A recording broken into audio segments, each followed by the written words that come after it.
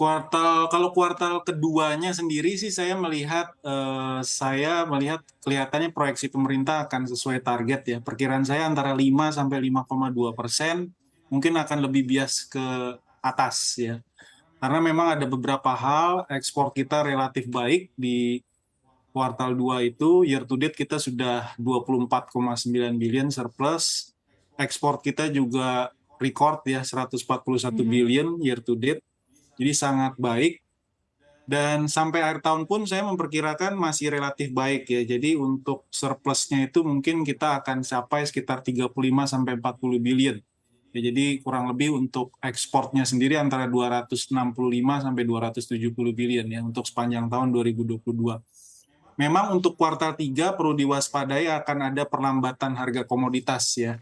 Jadi harga komoditas seperti minyak, CPO, mineral ya, produk-produk komoditas secara umum itu akan menurun, dan ini sudah mulai terjadi karena peak dari harga energi maupun juga harga komoditas mineral dan perkebunan itu peaknya kurang lebih di sekitaran bulan Mei Juni ya. Jadi memang sekarang dalam tren menurun karena memang pasar melihat ada kemungkinan Fed itu melakukan pivot ya, kebijakan moneternya itu berbalik, tadinya agak ketat mungkin sampai 2023 ya, kemungkinan mereka akan kembali memperlonggar ya, lebih cepat dari perkiraan. Jadi memang di kuartal 3 ini perlu diwaspadai dampaknya ke perekonomian, terutama daerah-daerah di luar Jawa tentunya ya. Itu Oke. satu. Yang kedua juga mungkin untuk pendapatan pemerintah akan berdampak juga ke PNBP nantinya. Oke.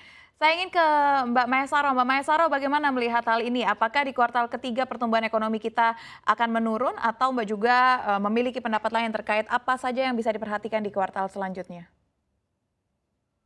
Kalau saya melihat kuartal 3 mungkin tidak akan setinggi kuartal 2 ya, karena kita ingat kuartal 2 ada lebaran dan historisnya konsumsi kita akan mencapai puncak di lebaran juga, dan pertumbuhan ekonomi itu akan selalu tinggi saat lebaran, kecuali mungkin tahun 2020 saat ada pandemi ya.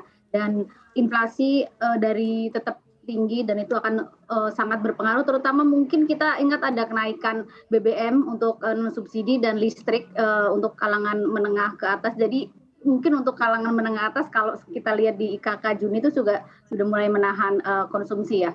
Berarti tinggi mungkin masih di atas 5%, tapi tidak akan setinggi kuartal 2 karena secara historisnya pun sebenarnya kuartal 3 agak melambat untuk kemudian sebelumnya naik di kuartal 4 kembali. Oke, kalau tadi Mbak bilang kenapa ada peningkatan ini kan karena di kuartal 2 kita ada lebaran, daya beli masyarakat jadi meningkat. Lantas bagaimana nih Mbak dengan indeks keyakinan konsumen di kuartal ketiga? Karena kalau misalkan kita melihat di kuartal 2 ini meningkat 128,2 dari posisi di kuartal pertama ini di angka 111,0. Apa lagi yang bisa menjadi penopang dari keyakinan konsumen ini? Kalau melihat mungkin di kuartal 3 ini salah satu pendukungnya ada perayaan Hari Raya Idul Adha ya, walaupun tidak akan setinggi dari kuartal 2 yang ada lebaran dan puasa, karena itu adalah lebaran pertama kali setelah 2 tahun tidak ada perayaan lebaran. Jadi kita lihat sangat ramai, mudik pun sangat ramai. Kalau saya melihat di kuartal 3 mungkin kalau dari sisi pendapatan mungkin justru masih indeks keyakinan terhadap pendapatan penghasilan dan usaha mungkin justru akan turun ya, karena seperti kita tahu inflasinya sudah tidak turun-turun, terutama di kelompok volatile, dan kelompok volatile itu akan sangat berdampak kepada kelompok menengah ke bawah ya. Jadi saya rasa mungkin justru IKK-nya mungkin akan melambat di kuartal 3 daripada kuartal 2. Oke, bagaimana Pak David melihat hal ini? IKK kita di kuartal ketiga akan ada kecenderungan menurun. Apalagi inflasi juga ini masih terus diketatkan oleh beberapa bank. Kebijakan moneternya masih terus diketatkan oleh beberapa bank. Ya, kalau kebijakan moneter memang Bank Indonesia sejauh ini masih kelihatan sedikit mengetat ya, walaupun memang ya bisa dikatakan dari neutral ke arah lebih ketat ya, mungkin memasuki kuartal 3 ini. Tapi sejauh ini permintaan kreditnya cukup baik ya. Pertumbuhan kredit angka terakhir sudah lebih dari 10% pertumbuhan kredit. terutama pertumbuhan kredit falas ya. Kredit falas ini kalau angka officialnya memang sudah lebih dari 16% ya pertumbuhan kreditnya, tapi ini agak lagging angkanya. Tapi saya melihat sampai ke pertengahan tahun ini masih cukup kuat ya untuk pertumbuhan kredit. Artinya memang demand di dalam negeri ini sudah recover ya. Dan kita berharap juga di kuartal 3 ini mulai ada peningkatan juga belanja pemerintah ya. Belanja pemerintahnya biasanya memang mulai kicking up itu di kuartal 3 ya. Lalu yang terakhir juga investasi kita lihat sudah mulai membaik ya di mulai tahun ini.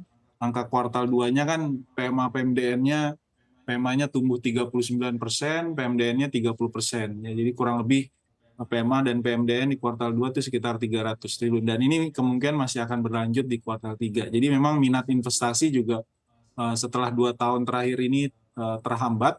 Ini mulai ada pent-up investment yang dilakukan ya sejak awal tahun ini. Jadi saya pikir cukup optimis dan ini juga sejalan dengan mobilitas masyarakat ya yang semakin baik. Beda dengan kuartal 1 di Februari kita masih ada pengetatan PPKM, kuartal 2 dan harapannya juga sampai akhir tahun tidak ada persoalan terkait dengan pandemi.